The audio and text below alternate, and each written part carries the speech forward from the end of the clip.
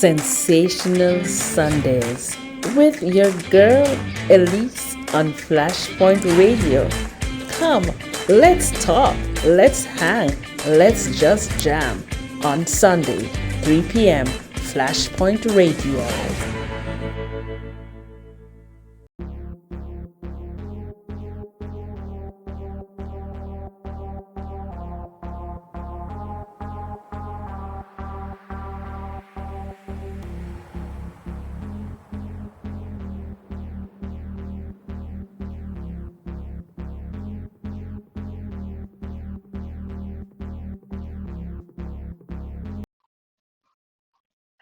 Welcome to another episode of Sensational Sunday. I'm your girl Elise, and as usual, I'm super excited to be in this space and in this place. Yes, we are here, the final Sunday of 2023, and what a journey it has been. It has been filled with moments of laughter, moments of grief, moments of happiness, moments of success and celebration, but we are finally at the end of the year. I want to express my gratitude to all the listeners and viewers. There have been listeners on the radio app, on Listen to My Radio, as well as on the Zeno app. We also say thank you to our listeners and viewers on YouTube as well as on Facebook. Welcome to the family. Whether you had joined us from the very beginning or you joined us along the journey, indeed, we are happy that you chose to spend your time with us. Now, the year has been filled with a lot of interesting, spectacular stories, and today we are featuring another interesting episode. And this interesting episode is about Joel Tulloch. Now, you remember we have had discussions with him before, but now you'll be seeing him in person. His story has real life lessons relevant for yesteryear, relevant today. So I'm going to give him a chance to introduce himself and tell us more about his story.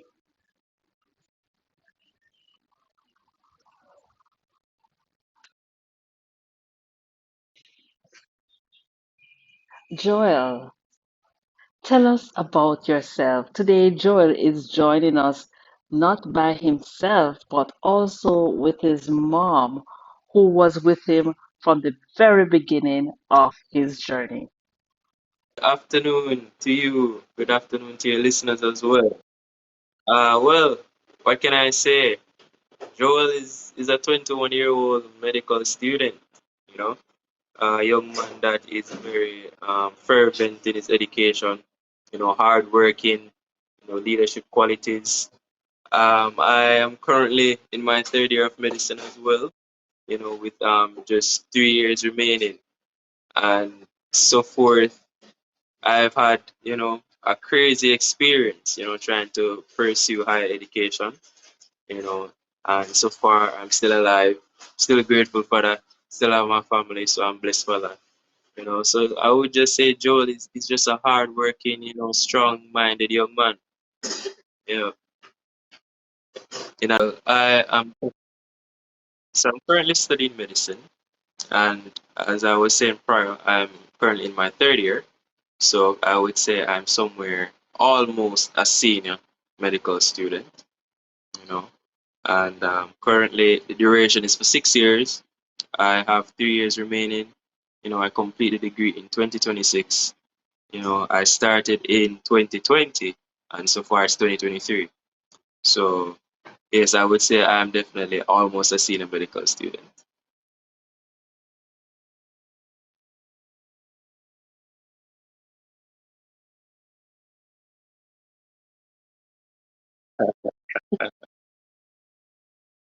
Thank you.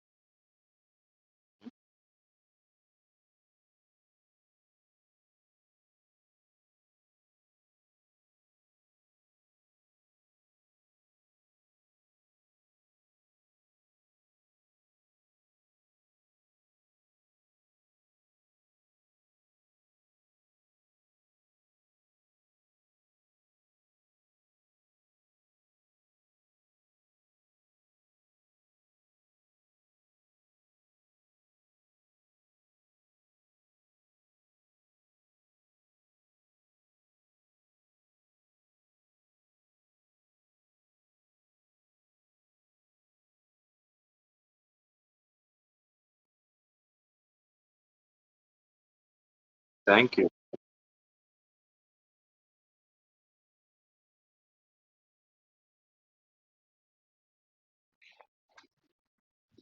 Joel's journey has been nothing short of extraordinary. Now, I'd like Joel to take us back to the very beginning when it all began and what it was like being in Ukraine at such a challenging time. I was in Jamaica, just coming out of sixth form at Calabar High School, and my dream was to do medicine. So in Jamaica, medicine is quite expensive. It's almost 4 million Jamaican dollars a year per year for 5 years for medicine. So that's $20 million just to study medicine in Jamaica. And I wanted somewhere much more affordable, cheaper for my parents especially. So um, in Ukraine, the cost of medicine, the tuition is much more cheaper. So you'd pay anywhere between 3,000 or 5,000 US per year, and as you go along, the tuition gets cheaper. Yeah, and that might sound, whoa, that's quite cheap, which it is. And I had schoolmates in Ukraine at the time, and they had good recommendations about the school. I knew of a few doctors who graduated from Russia, from Ukraine, and they're now practicing medicine in Jamaica. So in 2020, that's where my mind was. Tuition was cheaper. There's a good report on medicine in Ukraine. Wonderful course of study, wonderful country to be in. So I took my chances, and then I went. Ahead, mommy.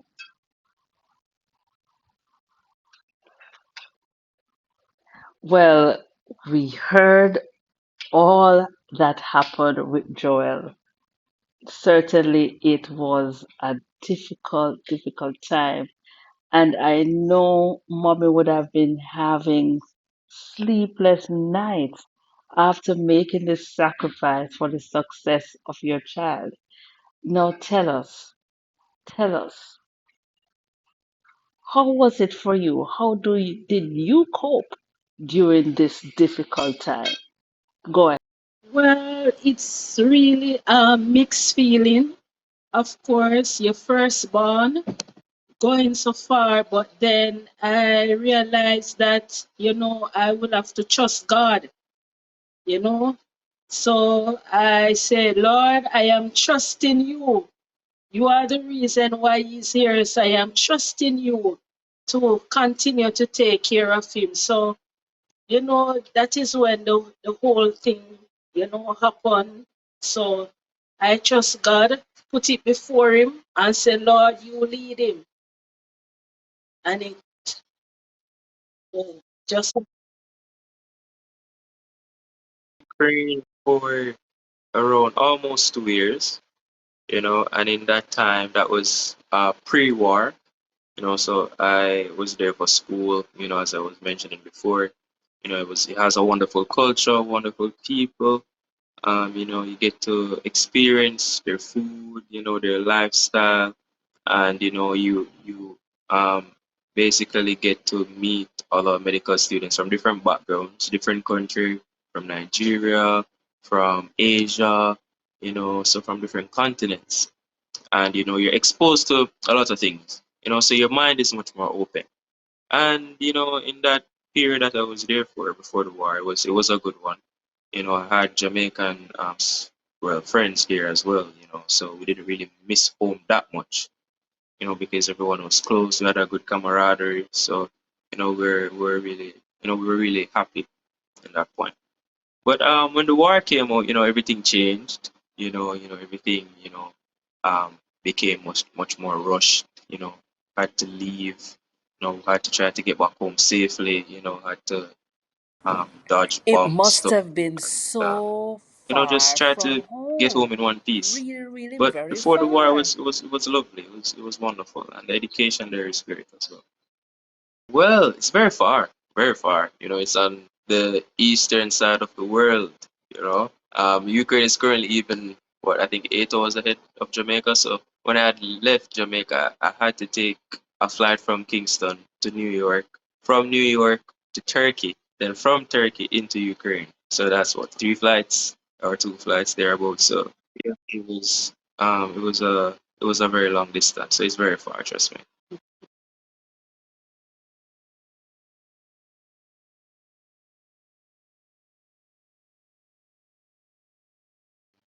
Well, the culture, it's one of a kind. The Ukrainians, they speak, Ukrainian, and they speak English, and they're very loving, and they are very fascinated even by our Jamaican culture. They all know Bob Marley. My teachers like, you from Jamaica, Bob Marley, Bob Marley, Bob Marley. So they're very fascinated by that, and they're very Christian. They're very Orthodox as well. You know, so their Christian belief is very very strong. And other than that, the crime rate there, it's very low. It's a first world country. Crime is everywhere, but the crime isn't rampant in the country. You can walk at nights and feel safe. So it's quite peaceful there and very cold, very cold.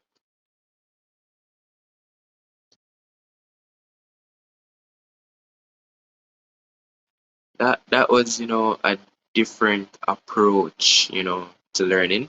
In Ukraine, they are they base their knowledge and their exams much more orally. So in Jamaica, you normally would have an exam and it's on paper, it's written. You write what you know, you circle what you know. But in Ukraine, you need to talk or speak of what you know. So, if you don't know it, you just don't know it. So they place much more emphasis on oral examinations.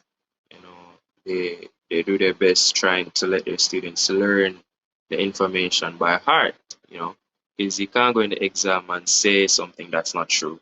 And the instructor would know that you actually don't know. But they give you a lot of time to learn.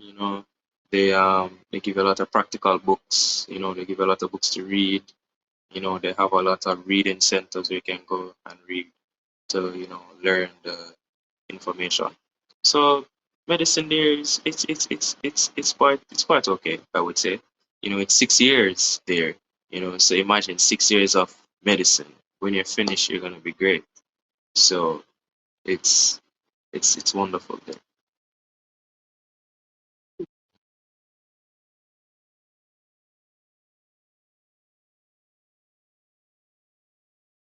I think it's just a short over a year.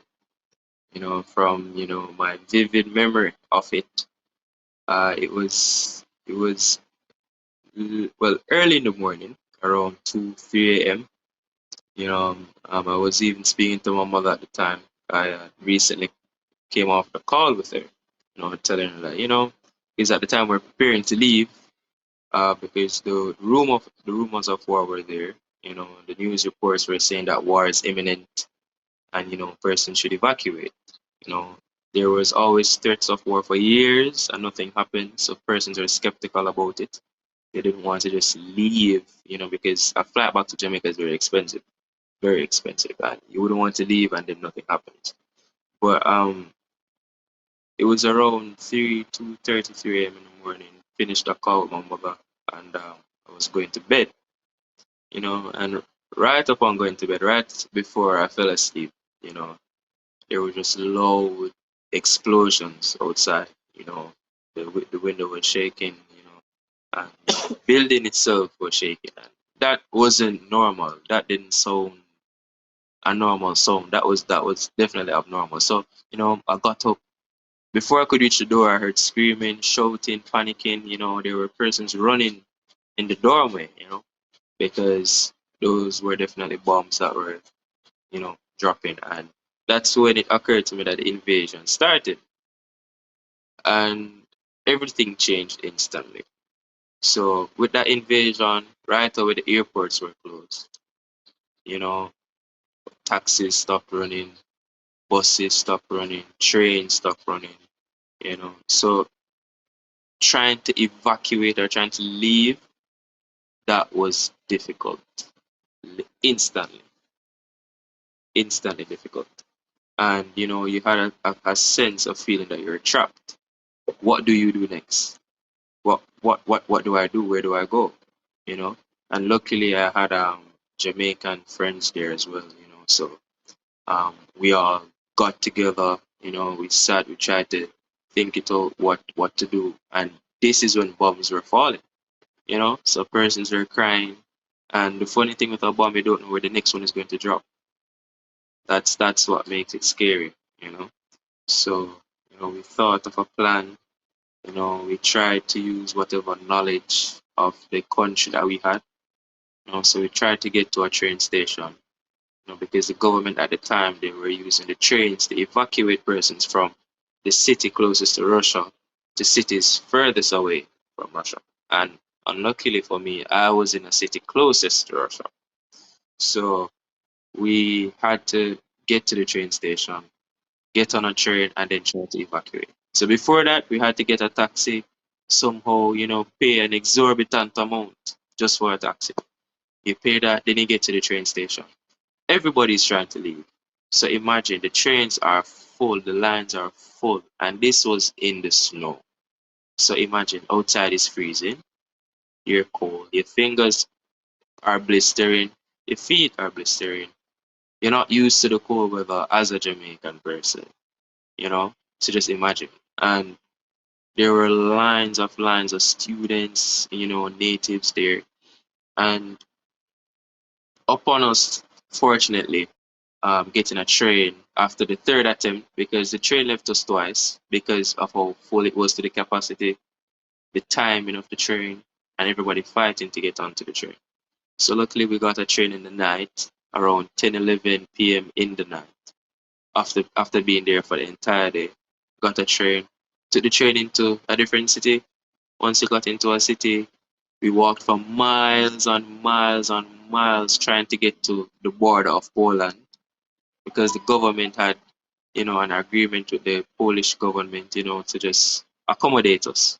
But first we had to escape Ukraine. So we walked for miles, walked for miles. We got to the border, fortunately, waited for hours there, and we finally got the chance to cross over into Ukraine, into Poland.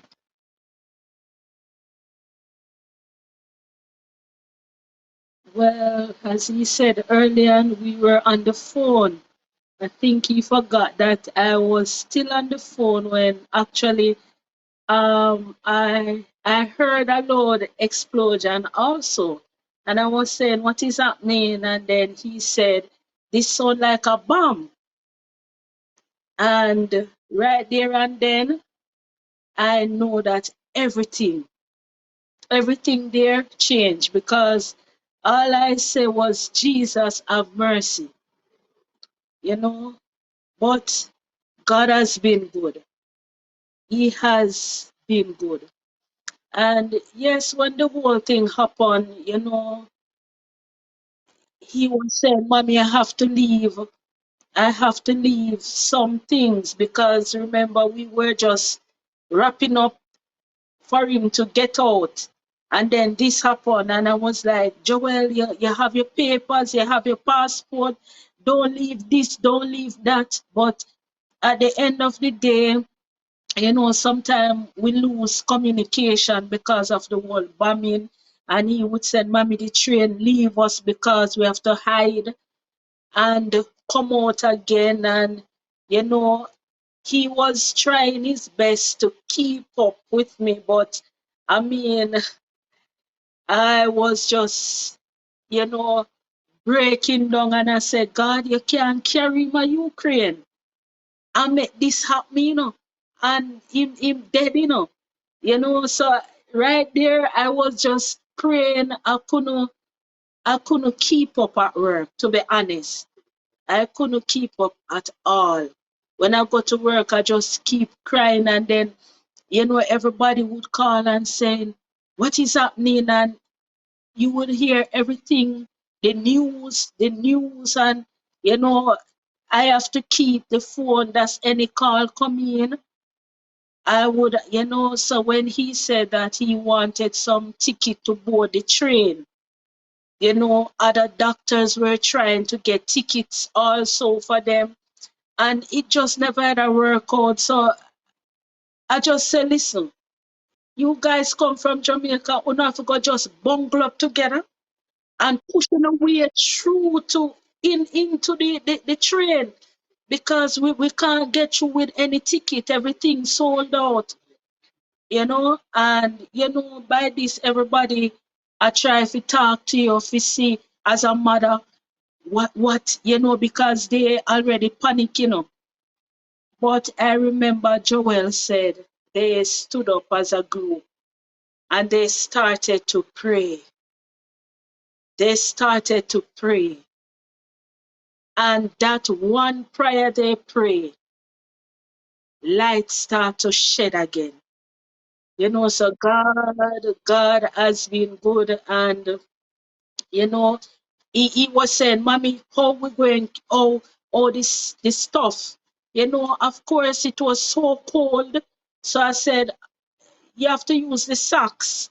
Put on your fingers, put on your hand to see if you can get some warmness or something to, and leave what you have to leave. Throw off each time because they're walking miles, So we said, throw what you have to throw away, leave what you have to leave. We have to go start life all over, but that's all right. Just get to Jamaica in one piece. That's all I ask. So Was quite important. My mom was saying as well that we're in the train station, and as I said, we had missed Yes, my thoughts two would have been in my trains, mind. and Every we ended negative, up getting the just the third. sound of And the bomb. before we had Every got the negative thought you third can train, think of, everything that was everything there. we felt desperate. But We felt hopeless. positive Because wise, the first train came, we didn't get it. the will, The second train to came, live and to and we see my didn't get family it. again It was and very we formed important. a ring in the bottom of the train station, because it goes very deep on underground, and the Ukrainian authorities, they were putting, natives and foreigners under there, to keep them safe from the explosions, and we were there, and we formed a ring and we started singing, started praying, because we were definitely hopeless and desperate, and that was all we had left. So, Because we prayer couldn't was ask quite anybody. important. Everyone is out My for mom was themselves. saying As well everybody that wants to get we're in the themselves train safe. station, and Everybody as I wants as to I get, said, to we a had safe missed space. two So trains, we had each and other and we we had ended up God, and getting the we third. reached And out to him, we prayed and we asked before him. we had And gotten the third upon train, doing that prayer and everything we singing felt those desperate. songs, We felt we hopeless. literally got the next Because train. the So if it first wasn't train for came, him, we didn't get it. we wouldn't have made it thus The far. second train came and we didn't get it. And we formed a ring in the bottom of the train station, because it goes very deep on underground, and the Ukrainian authorities, they were putting natives and foreigners under there, to keep them safe from the explosions, and we were there, and we formed a ring and we started singing, started praying, because we were definitely hopeless and desperate, and that was all we had left, because we couldn't ask anybody. Everyone is out for themselves. Everybody wants to get themselves safe. Everybody wants to get, to a safe space. So we had each other and we had God, and we reached out to him, we prayed and we asked him. And upon doing that prayer and singing those songs, we literally got the next train. So if it wasn't for him, we wouldn't have made it thus far.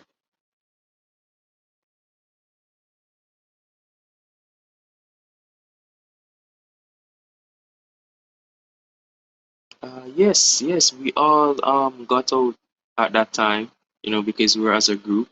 The only difference was that persons got into different train carriages. So some would have been at the front, others would have been at the middle, some would have been at the back of the train. But eventually we all, after passing through, going and searching, we found everyone that we came with. Because getting into the train was a fight. They didn't want anyone. They wanted their own people to get in first. So you're in Ukraine, Ukrainians will get preference. Then foreigners. Yeah. It's definitely, I would definitely not pass. And you have a lot of foreigners there, because Ukraine, they had a lot of students from different areas of the world, so they had students from Pakistan, from Afghanistan, they had students from China, they had students from Trinidad and Tobago, America, Canada, wherever you can think of, England, all around Europe, since it's in Europe. And since everyone was trying to get into the train, as a black person, you wouldn't pass as a Ukrainian right away, so they giving preference to the Ukrainians. But we had to fight, some of the Nigerians, they fought their way in, they fought their way in because they would leave you outside. That is just the harsh reality of it. They will leave you outside, and if you don't fight and if you don't push to go in, you would be stranded out there in the cold. you know. So we had to fight, fought our way in. All the Jamaicans got in at the same time, different areas of the train, but we eventually made it, So at least a little harsh, growing up, it made us. It didn't make us worse off than anyone else. So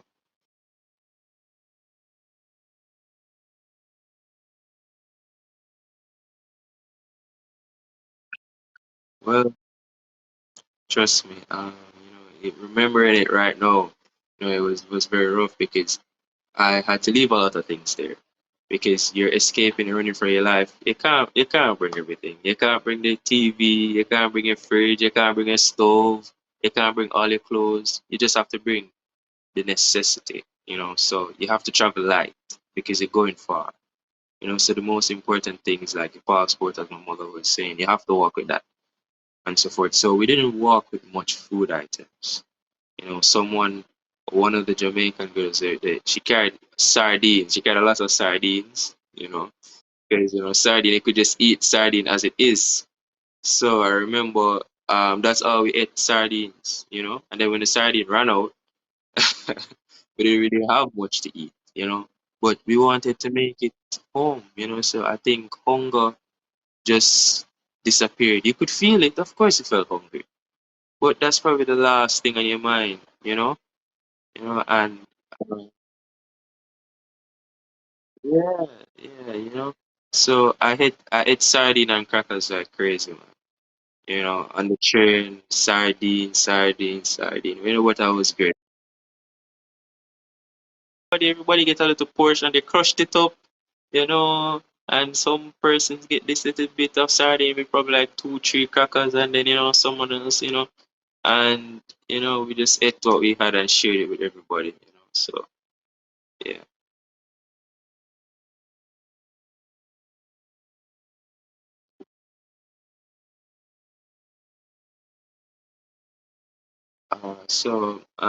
Upon reaching to Poland, um, right before crossing over into Poland first, that's the border. So the border of Ukraine and Poland, Ukraine-Polish border, that's where everybody was. Ukraine is surrounded by a lot of European countries, so you have multiple borders. But most persons, since they're trying to get most west away from Russia, they're heading west. So Poland was one of the countries that you'd find everyone. And just to get into Poland is a struggle. So you won't get any favoritism, any preference, because everybody's trying to leave. So after being there for hours and getting into Poland, the government of Jamaica, they were trying to get us home as quickly as possible. So um, they booked a flight for us. I think the just 2 days, just the next 2 days. So we just in Poland just for 2 days, you know, and those 2 days were used to rest, because we were walking for miles. My feet rather.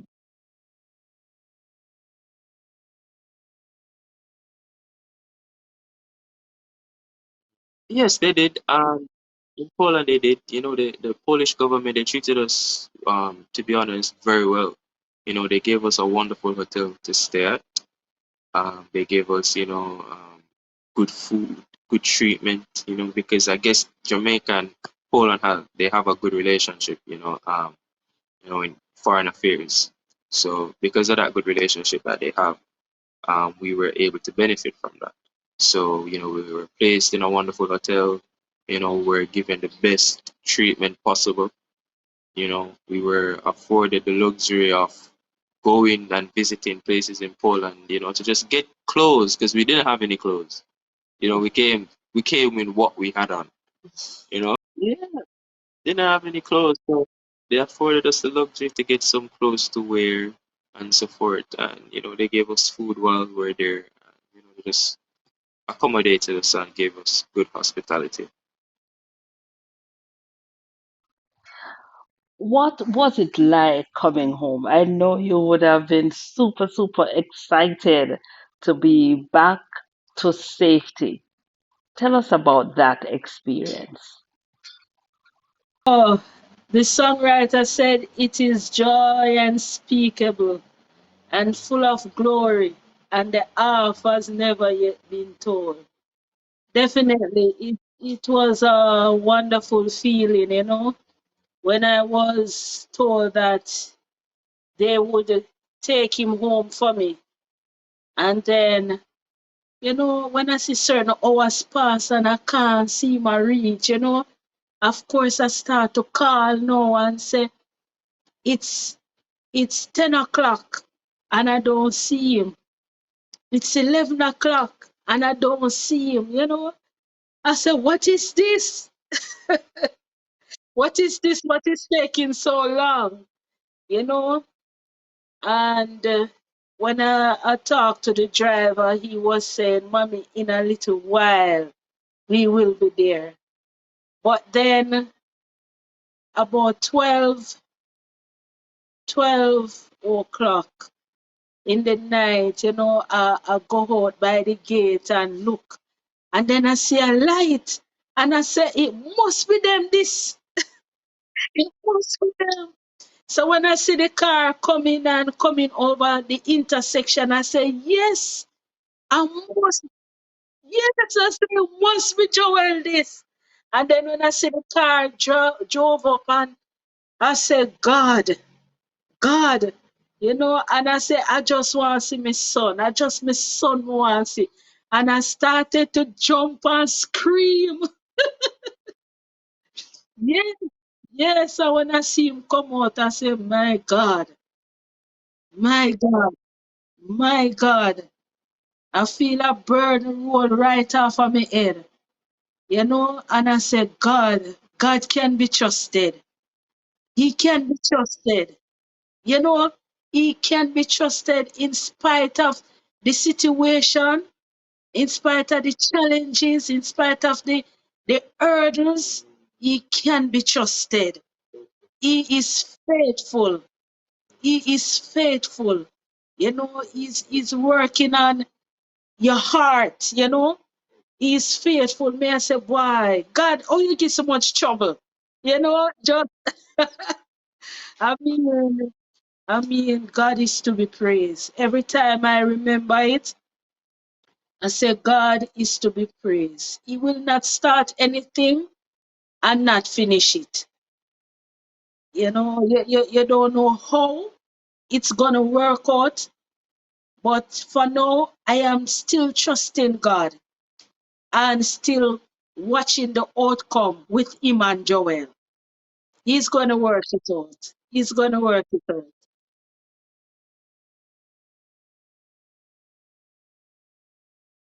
I'm still trusting God and still watching the outcome with him and Joel.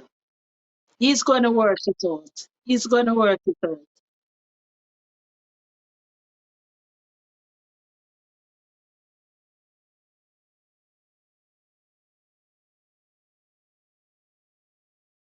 No,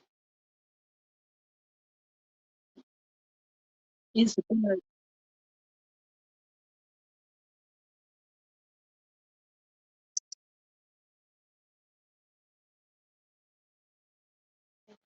Man, it was an exceptional feeling, wonderful feeling.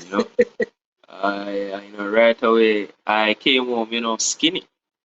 And if you look at me now, my cheeks are much bigger, you know. So that just goes to show that I've been getting, you know, proper food and proper treatment. And you know, I can't complain. I'm only happy with it, you know, because you know, in Ukraine, you know, I had to go for days without eating properly. I had to go for days.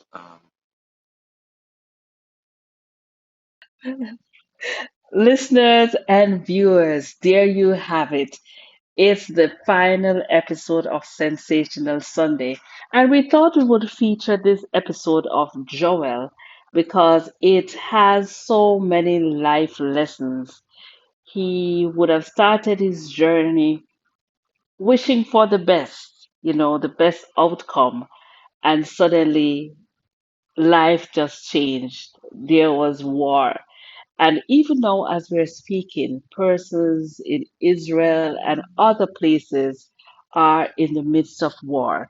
We are experiencing relative peace. If we are in the Caribbean, in the US or Canada, we are experiencing a relative era of peace. But there are persons who are experiencing war. There are also persons who are experiencing war in their lives, job loss, war in their health, everything just suddenly changed in a topsy-turvy position. But I want to encourage you, just as Joel and his mom encouraged you during this episode of Sensational Sunday, to never give up. Never give up at all. Hold on, pray, trust God, and He will find a way to work it out for you. Joel has continued his education in Jamaica. He's still studying medicine, and the struggle is real. So I would want our listeners to support Joel. I'll share a link in the description of this video for ways in which you can donate directly to the school as he completes his medical degree, his dream and his passion. When we see young people stepping out boldly in faith, amidst all the struggles and just forging ahead, we need to support them. So I say, Dr. Tulloch to the world, Dr. Tulloch to Flashpoint. Let's continue to pray with him and also support him as he continues his medical journey.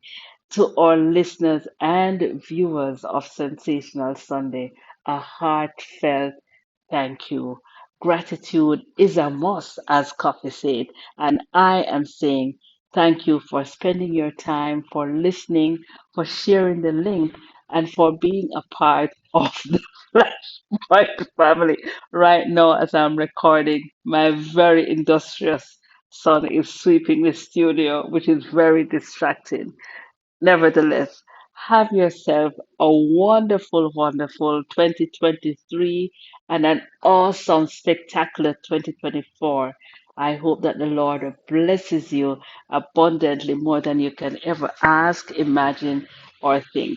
Continue to pray for the mission of Flashpoint. Continue to pray for Sensational Sunday. And I'm looking forward to spending more time with you in 2024. I'm your girl Elise saying Happy New Year to you, and you.